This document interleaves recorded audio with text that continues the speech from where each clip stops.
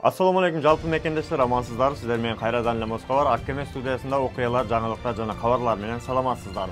Бүгүн 10 май жума маарек болсун. Күнүңүздөр берекелүү, ийгиликтүү жана жакшы өтсүн.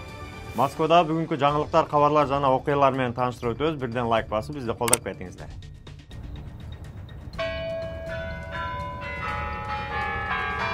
Кече күнү Россия боюнча айрыкча Москвада улуу жеңиш парады өтө жогору деңгээлде өттү. Biz Akkeme YouTube kanalında жана Moskovar YouTube kanalında sizlerге көрсөттүк. Бүгүн болсо парадтагы анча-мынча кадр сыртында видеолор менен сиздер менен бөлүшмөкчүбүз. Кече парадта ботинка жана туфли жоготкондор дагы болду.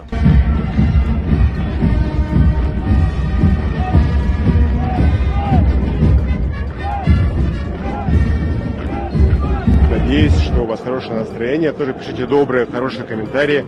Вспоминайте своих дедов и прадедов. И оп, все.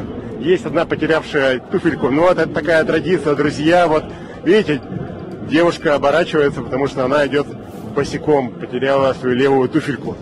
Но без этого никак, друзья. Оп, а туфельку ей вернули. Оп. Все, туфелька на месте. 9 май жеңиш күнү эң чоң салют менен аяктады.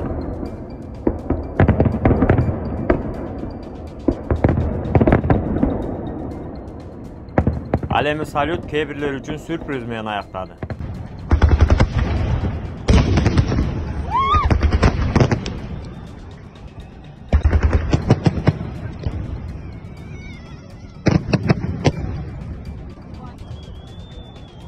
Президентибиз Садыр Жапаровдун Россияга болгон иш сапары дагы аяктады.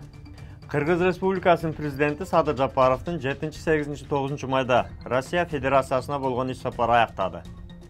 8 майда Москвада чоң Кремль сарайында Садыр Жапаров Евразия экономикалык биримдиги жөнүндө келишимге кол коюлган күндүн 10 жылдыгына карата өткөрүлгөн Жогорку Евразия экономикалык кеңешинин маарекелик жыйынына катышты. Отурумдун жүрүшүндө мамлекет башчылары биримдиктин алкагында мындан ары өз ара аракеттөөнүн негизги милдеттерин жана багыттарын талкуулашты. Андан кийин бир катар документтерге, чечимдерге кол коюп кабыл алышты. Президент Садыр Жапаров 9 майда иш сапарынын алкагында улуу ата мекендик согуштагы жеңиштин 79 жылдыгына карата аскердик парадка катышкан. Жеңиш парады аяктагандан кийин президент Садыр Жапаров жана Беларусь, Казакстан, Тажикстан, Түркменистан, Өзбекстан мамлекеттеринин башчылары, Россия Федерациясынын президенти Владимир Путин, ошондой эле делегация башчылары жана улуу ата мекендик согуштун ардагерлери менен Александр бакчасындагы белгисиз солдаттын мүрзөсүнө гүл коюу аземине катышты.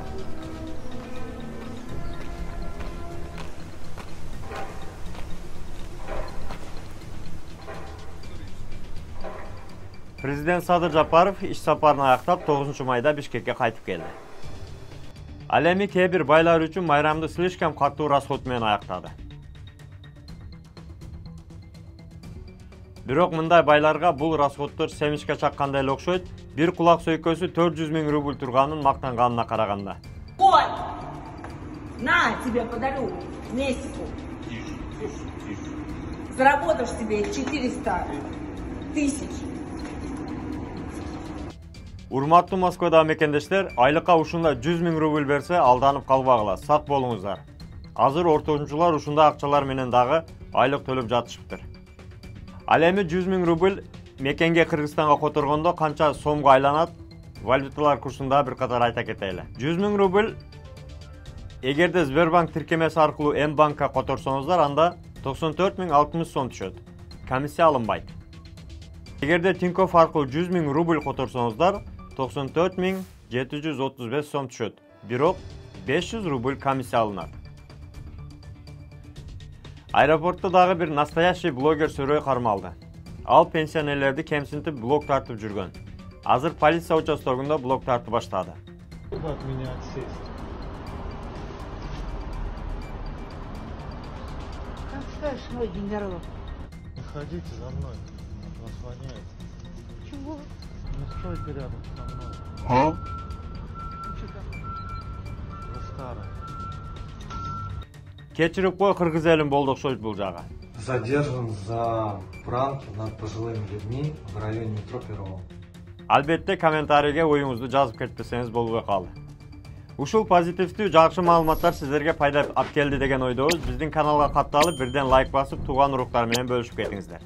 Анан дагы Сахаровадан анализдер начар чыгып, Роспотребнадзор аркылуу запретке түшсөңүз, анча-мынча штрафтар болуп, чорнуйда болсоңуз, же белгисиз запретте болуп калсаңыз, полиция аркылуу 188 выдворение, депортация, юридикалык жардам керек болуп жатса, анда дасыккан юристтерге кайрылсаңыздар болот. Телефон номерлерин экранга коюп койдук. Кыргызча жазсаңыздар, кыздар кыргызча жооп беришет. Настроенияны бузбайын десеңиздер, мыйзамдарды сактап, документти тактап жүрүңүздөр. Регистрациянын сурокторуну бир карап коюңуздар туугандар. Кантсе дагы бөтөн жерде өзүңүздөргө сак, документтерге так болуңуздар. Таза регистрация боюнча 8936 111 79 11 номерине кайрылсаңыздар, жигиттер жардам берет. Ал эми жаңы келген мекендештерибиз 8929 975 89 79 номерине WhatsApp'тан кайрылыңыздар. Квартирага регистрация бар. Тапканыңыздарга береке, үй бүлөңүздөргө тынчылык. Ата мекенибизге сынаман жетели. Дагы бир жолу жума маарек болсун. Кылган дуаларыбыз кабыл болсун. Аман болуңуздар туугандар. Москвада мекендештер, документ жок кыйналсаңыздар, регистрация бүтүп калса же өтүп кетсе же жоготуп алсаңыз, миграционканы жаңылатыш керек болсо, чек арага коркпой чыгып келейин десеңиз, баягы эле Москвадагы хит болгон Мухиддин ажы кызматта. Өзү до конца айдайт, ашыкча акча албайт, документке жардам берип турлайт, даже кыйналган мекендештерди бекер ташыйт.